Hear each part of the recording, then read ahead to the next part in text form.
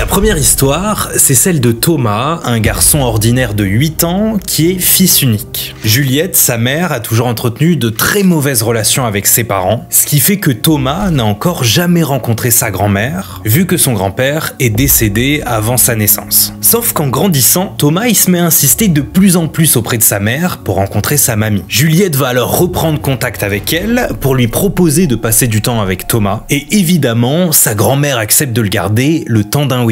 Donc le jour J arrive, sa mère le dépose et repart immédiatement. Thomas rencontre alors sa grand-mère pour la première fois et il raconte qu'elle correspond totalement au cliché de la mamie. D'ailleurs, il raconte qu'elle vit dans une maison de campagne juste à côté d'une petite rivière. Elle est très calme et elle s'intéresse beaucoup à lui. Sauf que quand sa grand-mère va lui faire visiter la maison, Thomas il va remarquer quelque chose d'étrange. Il y a une musique plutôt creepy qui vient du salon. Cette musique vient d'un vinyle joué par un vieux tourne-disque. Thomas trouve que la musique est vraiment perturbante, mais bon, il préfère faire comme si de rien n'était et il en parle pas à sa grand-mère. Sauf qu'au bout d'une heure dans la maison, Thomas il réalise que sur ce vinyle, il y a qu'une seule musique et elle tourne en boucle. Depuis qu'il est arrivé, elle s'est jamais arrêtée. Plus il entend cette musique, plus il la trouve angoissante. Le soir arrive, Thomas il se met au lit, sa grand-mère ferme les volets, éteint toutes les lumières, et elle va se coucher sans couper la musique. Thomas il se retrouve seul dans sa chambre, dans le noir, et il commence à flipper. Il entend cette musique flippante qui tourne en boucle, et la musique est tellement étrange qu'il a l'impression qu'elle lui donne des hallucinations. Il se sent observé, et il a l'impression qu'il n'est pas tout seul dans cette chambre. Il a tellement peur qu'il raconte qu'il n'a pas réussi à fermer l'œil de la nuit. Donc le lendemain matin, Thomas il se lève aux aurores, pendant que sa grand-mère elle dort encore. Il se dirige vers le tourne-disque et il s'apprête à l'éteindre. Sauf qu'avant d'appuyer sur le bouton, Thomas il se dit que sa grand-mère elle va s'en rendre compte et qu'elle va forcément relancer la musique. Alors Thomas il attrape le vinyle, il se dirige vers la fenêtre du salon et il le lance comme un frisbee. Le vinyle atterrit dans la rivière juste à côté de la maison et il se fait emporter par le courant. Sauf que Thomas, il a même pas le temps de profiter du silence qu'il entend le plancher grincer derrière lui. Il se retourne et il découvre sa grand-mère qui le fusille du regard. Elle s'approche de lui et elle lui dit « Qu'est-ce que tu viens de faire ?» Paralysé par la peur, Thomas y répond pas. Sauf que sa grand-mère, elle devient folle de rage. Elle l'agrippe par les épaules et elle le secoue en criant et elle lui demande pourquoi il a fait ça. Thomas il raconte qu'à ce moment-là, il a vu une telle colère dans les yeux de sa grand-mère qu'il a cru qu'elle allait le tuer. Sauf que d'un coup, sa grand-mère le relâche et elle s'effondre au sol.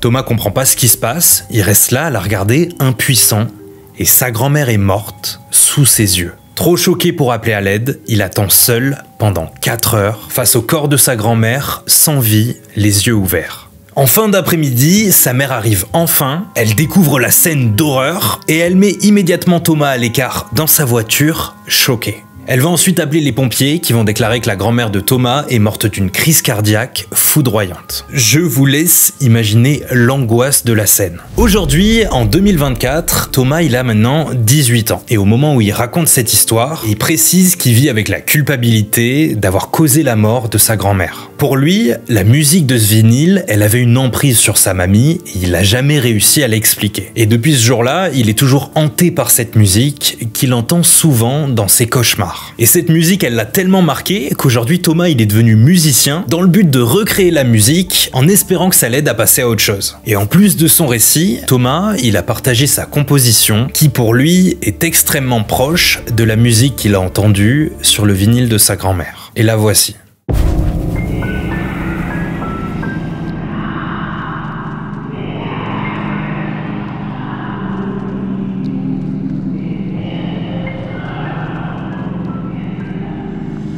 Je sais pas si vous avez des théories sur cette histoire les gars, mais je la trouve terrifiante. Juste avant de passer à l'histoire suivante, je veux qu'on prenne quelques secondes pour parler d'Holzkern qui nous accompagne sur cette vidéo. C'est bientôt la fin de l'année, la période des cadeaux, et ça tombe bien, parce qu'avec Holzkern, vous allez forcément trouver quelque chose qui fait plaisir à vos proches. Holzkern, c'est une marque autrichienne de montres et de bijoux fabriqués à partir de matériaux naturels, comme du bois, de la pierre ou même du nacre. Ils font des produits pour hommes et pour femmes, mais surtout les gars, des produits super originaux. Moi perso, j'ai trop kiffé ces lunettes de soleil que je trouve trop cool cool avec une petite touche de bois, et celles-ci qui sont en plastique mais avec pareil cette petite touche de bois sur les branches. Et si vous voulez faire des cadeaux, Holzkern c'est parfait les amis. Il y a des montres, des bijoux, des bracelets, des sacs à main, des lunettes de soleil. Moi j'ai pris ces petites boucles d'oreilles pour ma copine avec un petit collier et j'aurais pu choisir parmi tous ces modèles. Et pour les hommes, le choix est aussi gigantesque et je me suis aussi pris cette petite chaîne que je trouve super cool. Et attention les amis, c'est pas tout parce qu'avec le code Antion, vous allez avoir 10% de réduction sur tout le site. Et là vous vous dites peut-être, mais attends Antion, tu nous dis qu'il y a un choix énorme. T'es sûr que ça va être de la qualité? Eh bah ouais les gars, parce que Holzkern précise que tous leurs produits sont fabriqués en petite quantité pour conserver une grande qualité de fabrication. Et donc pour que ça dure le plus longtemps possible. C'est pour ça que tous leurs produits sont garantis 2 ans. Et d'ailleurs, tout le bois utilisé par Holzkern est issu de plantations avec le label FSC qui lutte contre la déforestation. Allez, je vous laisse aller faire un tour sur le site, le lien est en description. Vous allez forcément trouver un truc qui vous plaît ou qui plaît à l'un de vos proches. Et surtout, faut pas oublier le code Antion pour avoir 10% de réduction. On passe maintenant à la deuxième histoire. Et cette histoire, c'est Robert qui la raconte. Robert, c'est un mec qui a 52 ans, il travaille dans un musée et il est gardien. Il adore son boulot. Il est là à la fermeture du musée et il reste jusqu'au petit matin quand le musée réouvre ses portes. Il raconte aussi que ce musée, c'est un musée très connu et qu'il veut pas dire le nom de ce musée parce que ça pourrait lui apporter des problèmes. Sauf qu'un jour, il va se passer un truc. Le musée va recevoir une nouvelle collection dans le département des antiquités égyptiennes. Et parmi tous ces nouveaux objets qui intègrent le musée, il y a une momie. Elle est en super bon état, enfermée dans une cage de verre pour la protéger de l'air et des visiteurs un peu trop curieux. Mais très vite, Robert, il remarque que quand il passe près de la momie, la nuit,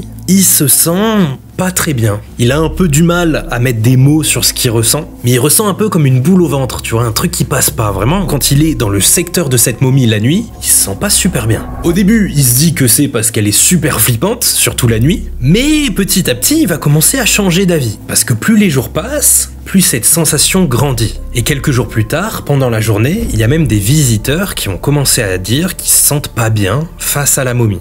Et il va même y avoir des visiteurs qui tombent dans les pommes.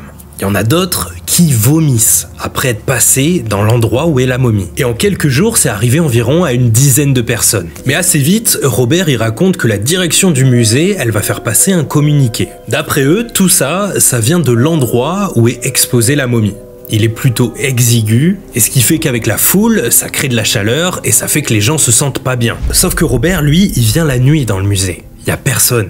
Il est tout seul. Et pourtant, il a quand même des maux de ventre et des vertiges quand il regarde la momie. Donc il en parle à ses supérieurs, mais personne le prend vraiment au sérieux. Sauf qu'une nuit, les choses vont devenir vraiment étranges. Une nuit, une fois qu'il a terminé sa ronde du musée, Robert, il s'assoit quelques minutes sur une des chaises prévues pour les gardiens. Et depuis cette chaise, il a une vue directe sur la momie.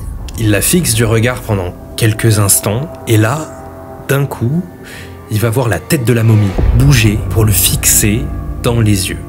Robert, il est paralysé par la peur. Il se lève, il prend son talkie-walkie et il appelle un collègue en lui disant de venir le rejoindre tout de suite. Donc son collègue arrive et ensemble, ils vont fixer la momie pour être sûr qu'elle bouge pas jusqu'au petit matin.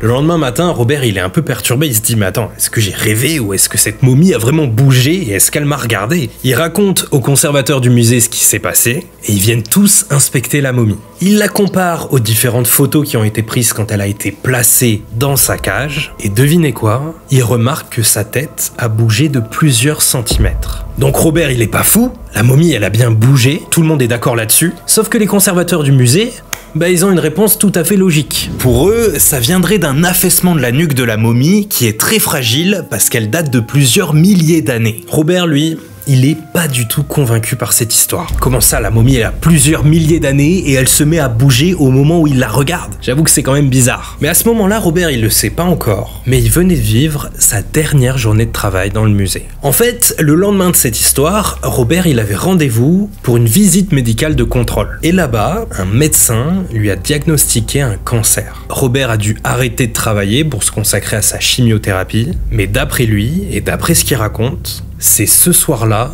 au moment où la momie s'est tournée pour le regarder dans les yeux, que son cancer s'est développé. Aujourd'hui, en 2024, Robert est toujours vivant. Il a battu son cancer et finalement, il n'est jamais retourné dans ce musée. Et pourtant, la momie est toujours là-bas. Bon, chelou, mais qu'est-ce que vous en pensez? Surnaturel ou pas?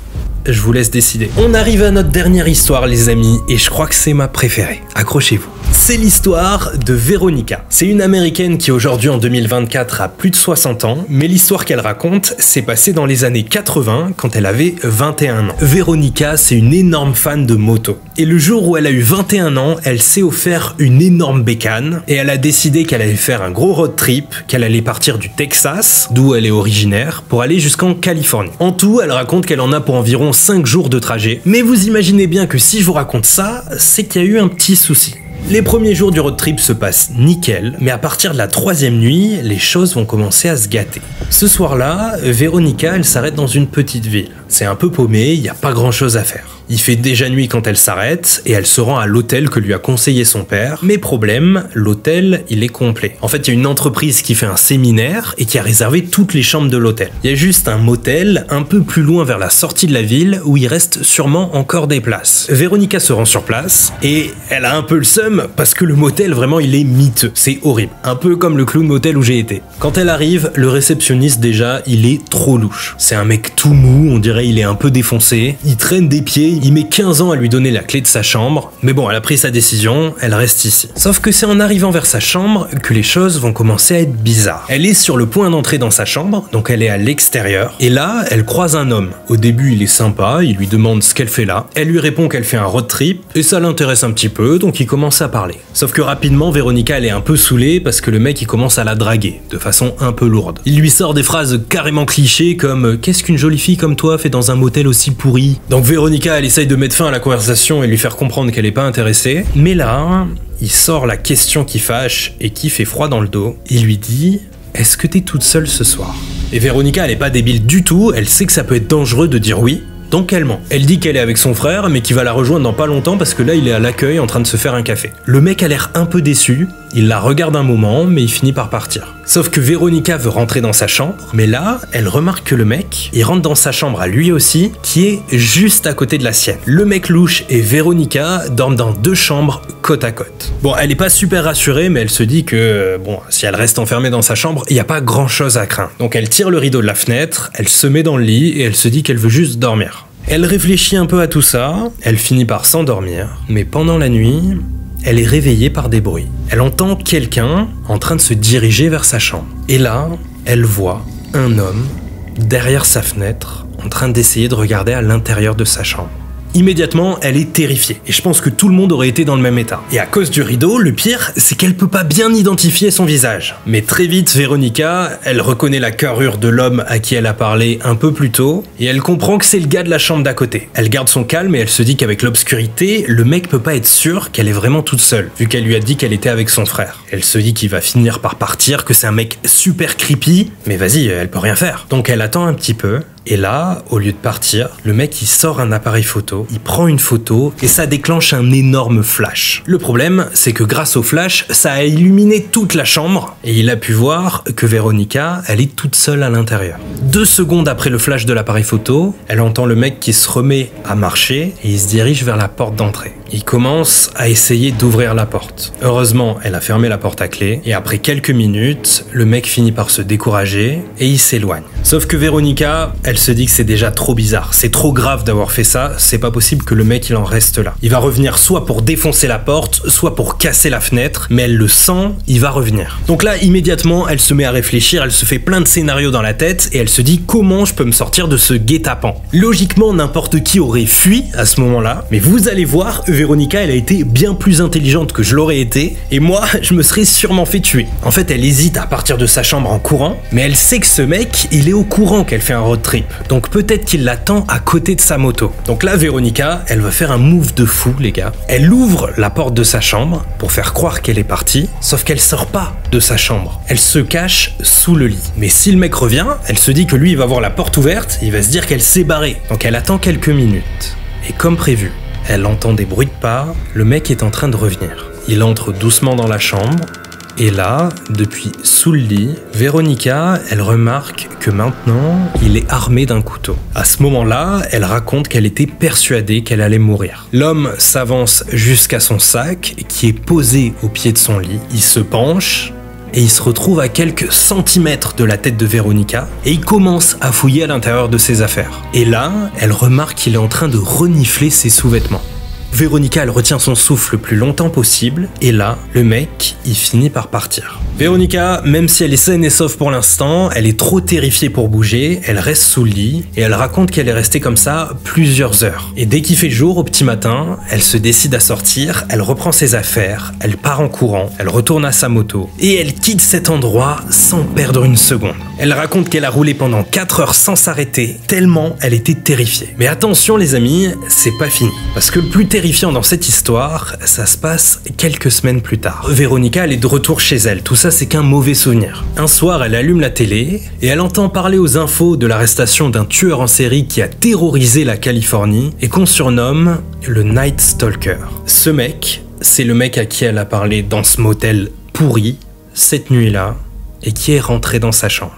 Heureusement, elle a été super intelligente et elle a réussi à faire un move pour ne pas se faire choper. Et ce move lui a permis d'échapper à un tueur en série. Partagez-moi vos théories en commentaire les amis, je vais essayer de tout lire, ça m'intéresse de fou. Abonnez-vous si vous avez kiffé cet épisode et surtout dites-moi si vous en voulez d'autres. Un grand merci à Allskern qui est le partenaire de cette vidéo et moi je vous dis à samedi prochain.